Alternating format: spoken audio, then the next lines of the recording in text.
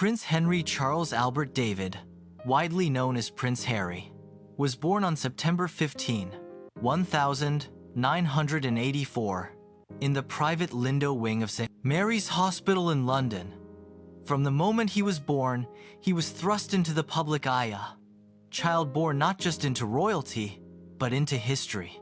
The younger son of Prince Charles and Princess Diana, Harry was immediately dubbed the Spare, while his older brother William was the Heir. But no one could have predicted how Harry's life would unfold of rebellion, transformation, and ultimately, self-discovery. Harry's early years were shaped more by his mother's warmth than the grandeur of the palace. Princess Diana was determined that her sons not grow up as detached royals. She took them to theme parks, waited in line with them at fast food restaurants, and made sure they experienced life outside the palace gates.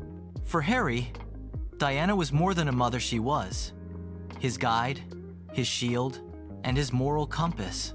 When Harry was just 8 years old, he started his formal education at the prestigious Ludgrove School.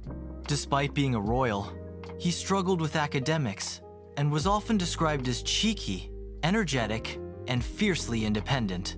But it was his mother who understood him deeply, encouraging his spontaneity and ensuring he never felt less than his older brother. Then came 1997. On August 31st, while vacationing in Paris, Princess Diana was killed in a car crash. Harry was only 12. The world was devastated, but for Harry, it was personal. It was the day his world changed forever.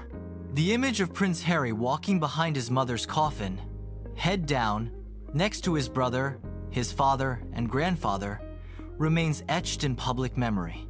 The entire world watched as two young boys were forced to mourn in public while maintaining the composure expected of royalty. In later interviews, Harry would reveal that he was told to show no emotion. He buried his grief, bottled his pain, and tried to move forward as if nothing had happened. But deep inside, he was broken. As a teenager, Harry's rebellious side began to surface.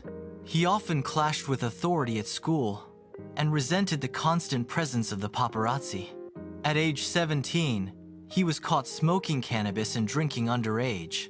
The royal family responded by sending him to visit a rehab center, hoping it would be a wake-up call. But Harry wasn't just acting out, was grieving in silence, lost in a system that didn't know how to handle emotional wounds. In 2005, at the age of 20, Harry was involved in a scandal that rocked the royal family. He attended a costume party dressed in a Nazi uniform. The photo went viral, and the outrage was global. The press condemned him, the palace apologized, and Harry disappeared from the public eye for a while. But behind the scenes, it was another reminder that he was struggling to find his identity. That same year, Harry made a surprising move, enrolled at the Royal Military Academy Sandhurst. For the first time in his life, he was just Harry. No prince, no titles, just another cadet among many. And it suited him. Harry thrived in the military. He found purpose, structure, and brotherhood. Over the next decade, he would serve in the British Army, including 2 tours in Afghanistan. During his second tour, he served as an Apache helicopter co-pilot and gunner. He saw combat, flew dangerous missions, and was respected by his fellow soldiers.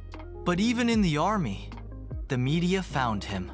When foreign press leaked his location, he had to be pulled out early for safety reasons. Still, the military became a defining chapter in his life. It gave him discipline, purpose, and, most importantly, a sense of belonging. But not all wounds were physical. After leaving the army in 2015, Harry began to suffer from anxiety and panic attacks. He struggled with the pressures of royal life, the unresolved grief of losing his mother, and the constant scrutiny of the press. It was during this time that Harry began to open up about mental health. In a groundbreaking move for a royal, he publicly admitted to seeking therapy.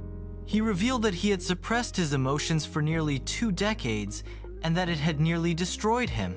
Together with Prince William and Kate Middleton, he launched the Heads Together campaign to break the stigma surrounding mental illness.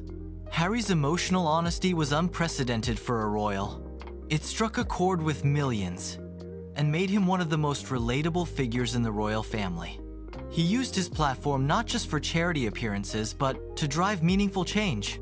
Then, in 2014, he launched the Invictus Gamesa sporting event for wounded military personnel and veterans.